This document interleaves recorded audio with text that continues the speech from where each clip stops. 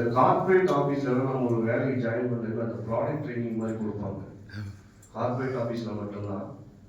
So அந்த training கொடுத்துட்டு நம்மளை வந்து சேல்ஸு பண்ண சொல்லி கொண்டுருவாங்க, உயிரை ரத்தத்தெல்லாம் உறிஞ்சிருவாங்க.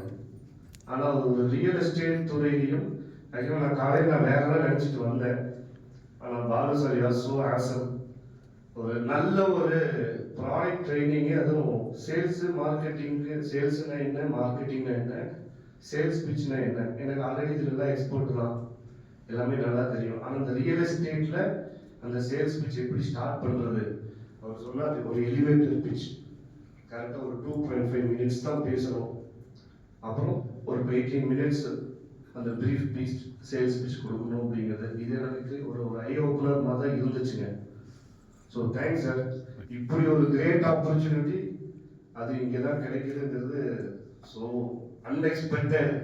நான் இன்னும் காலையில் வேறு என்னமோ நினச்சிட்டு தான் வந்தேன். வழக்கம் போல தான் இருக்கும், கை தட்டுவோம் அந்த மாதிரி தான் நினச்சிட்டு வந்தேன். பட் சூப்பர் சாரும் அதே மாதிரி கிளியராக கொடுத்தீங்க.